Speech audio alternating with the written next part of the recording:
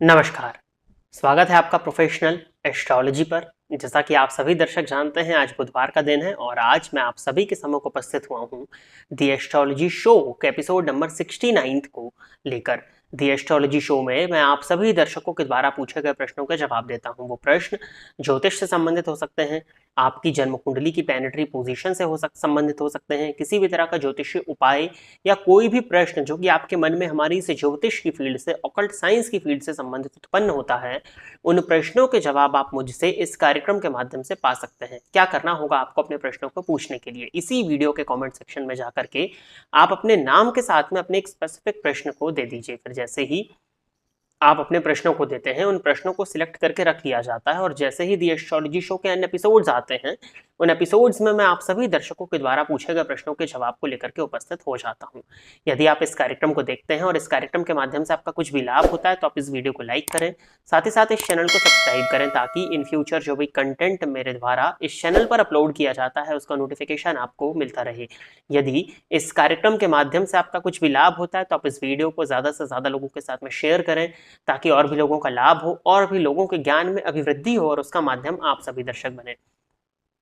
जैसा कि आप सभी दर्शक जानते हैं कि हमारे इस चैनल पर वार्षिक राशिफल 2024 की प्लेलिस्ट, साथ ही साथ मासिक राशिफल हर मंथ अपलोड किया जाता है और जो हाल ही में देवगुरु बृहस्पति का गोचर परिवर्तन हुआ है, इस विषय में भी हमारे इस चैनल पर प्रत्येक लग्न एवं प्रत्येक राशि के जातकों के लिए एक बृहद वीडियो तैयार किया गया है। तो आप जाकर के इस वीडियो के डिस्क्रिप्शन बॉक्स में उन प्लेलिस्ट को चेक कर लीजिएगा ताकि आप जान सकते हैं कि आपके लिए ये सभी गोचरों का परिवर्तन कैसा रहने वाला है एवं क्या उपाय करके आप अपने जीवन को और इस मंथ को, इस ईयर को श्रेष्ठ बना सकते हैं। अब हम बिना विलंब किए अपने आज के इस कार्यक्रम की शुरुआत करते हैं और आज के इस कार्यक्रम का जो पहला प्रश्न है ये देवी प्रसाद जी का है। इन्होंने लिखा है कि आचार्य जी, मकर लग्न में सूर्य और चंद्रमा बुध ग्रह बैठे हैं, ठीक है। चंद्रमा 7 अंश के उत्तराषाढ़ा नक्षत्र में है, उन पर लग्नेश शनि देव की तीसरी दृष्टि है जो लाभ भाव से देख रहे हैं और केतु ग्रह नवम भाव में बैठकर 5वीं दृष्टि लग्न पर है, ठीक है।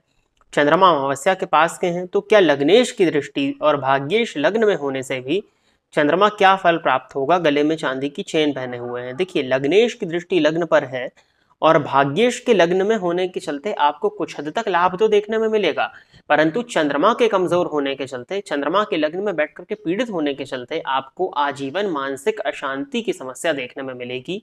भाग्य का साथ होते हुए भी चीजों की प्राप्ति होने के बावजूद आपका मन बेहद अशांत रहेगा।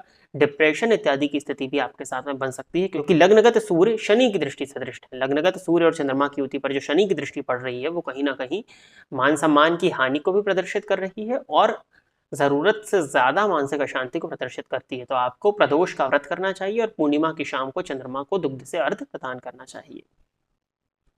गले में चांदी का चेन पहन सकते हैं, मानसिक अशांति ज्यादा हो तो हटा दीजिएगा।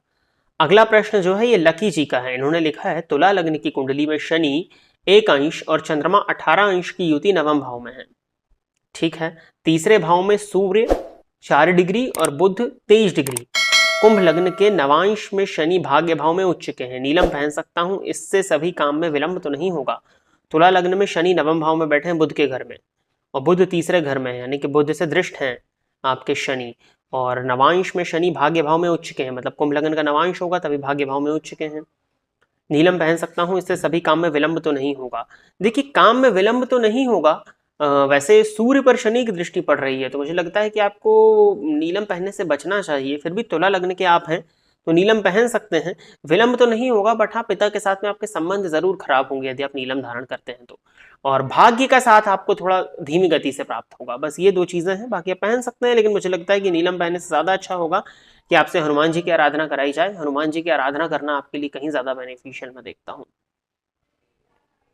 अगला प्रश्न जो है ये अरिजीत तिवारी जी का है। इन्होंने लिखा है कि सर, मैंने कहीं पढ़ा था कि वक्री ग्रह अगर उच्च या स्वराशि के होकर वक्री हो जाएं तो नीच का फल देते हैं। नहीं, ये आधी जानकारी है। यदि वक्री ग्रह उच्च राशि में वक्री हो जाता है तो वो नीच के समान फल देगा, बट यदि कोई ग्रह स्वराशि में वक्री हो रहा है तो उसके बल में वृद्धि ही होगी, आपको उसका शुभ परिणाम ही देखने में मिलने वाला है। पहली चीज, यदि कोई ग्रह वक्री होकर के उच्च राशि में है तभी उसका नीच का फल देखने में आना चाहिए। दूसरा, इन्होंने लिखा है नीच के होके वक्र होते हैं तो उच्च का फल देते हैं। जी बिल्कुल, यदि कोई ग्रह नीच राशि में वक्री हो जाए तो वो उच्च के समान फल देने लगता है। ये बिल्कुल सही है। मेरे कर्क लग्न में शनि वक्री है 7th हाउस में मकर राशि में, तो शनि का श्रेष्ठ फल आपको देखने में मिलेगा, परंतु दाम्पत्य जीवन में कुछ हद तक उदासीनता रहेगी और जीवन साथी से असंतुष्टि आपको प्रदर्शित होगी, तो ये एक परेशानी है। आगे बढ़ते हैं। अगला प्रश्न जो है ये गौरव शर्मा जी का है। इन्होंने लिखा है, गुरुदेव क्या नवमांश कुंडली में तुला लग्न हो और उसमें चंद्रमा स्थित हो और 7th हाउस में जुपिटर प्लेस्ड हो तो क्या इसे गजकेसरी योग माना जाएगा? यदि हाँ तो इसके अच्छे इफेक्ट्स मिलेंगे। जी बिल्कुल, इससे गजकेसरी योग माना जाएगा। नवमांश कुंडली में भी यदि गजकेसरी योग बनता है तो उसका श्रेष्ठ परिणाम ही देखने में मिलता है, उसका फल आपको देखने में अवश्य ही मिलेगा। यदि ये पुरुष की कुंडली है तब तो कोई बहुत ज्यादा परेशानी नहीं है। जातक के अंदर धैर्यता होगी, स्थिरता होगी, अडिगता होगी, ज्ञान का अभाव भी उसके अंदर नहीं होगा। ज्ञान होगा उसके व्यक्तित्व में, जब वो कुछ बात करेगा तो ज्ञान उसका प्रदर्शित होगा। नई नई चीज़ों को पढ़ना और सीखने में रुचि होगी। फास्ट लर्नर हो जाते हैं ऐसे लोग, जल्दी ही किसी चीज़ को सीख लेते हैं। परंतु यदि स्त्री की कुंडली है तो कहीं ना कहीं दाम्पत्य सुख में कुछ हद तक कमी देखने में अवश्य ही मिल जाएगी। तो प्रिय दर्शकों, इतने ही प्रश्नों को दी एस्ट्रोलॉजी शो के एपिसोड नंबर 69 के लिए सिलेक्ट किया गया था और इतने ही प्रश्नों को लेकर के आज मैं आप सभी के सम्मुख उपस्थित हुआ था। आशा करता हूं कि जितने भी लोगों के प्रश्नों के जवाब मेरे द्वारा इस कार्यक्रम के माध्यम से दिए गए वो सभी संतुष्ट होंगे। यदि आप इस कार्यक्रम को देखते हैं और इस कार्यक्रम के माध्यम से आपका कुछ भी लाभ होता है तो आप इस वीडियो को लाइक करें, साथ ही साथ इस चैनल को सब्सक्राइब करें ताकि इन फ्यूचर जो भी कंटेंट मेरे द्वारा इस चैनल पर अपलोड किया जाता है उसका नोटिफिकेशन आपको मिलता रहे। यदि इस कार्यक्रम के माध्यम से आपका कुछ भी लाभ होता है तो आप इस वीडियो को ज़्यादा से ज़्यादा लोगों के साथ में शेयर करें ताकि और भी लोगों का लाभ हो और उसका माध्यम आप बने। यदि आप भी चाहते हैं कि आपके प्रश्न को दी एस्ट्रोलॉजी शो में सम्मिलित किया जाए तो अपने नाम के साथ में इसी वीडियो के कमेंट सेक्शन में अपने ही प्रश्न को दे दीजिएगा। आज के इस कार्यक्रम में बस इतना ही रखते हैं। नमस्कार।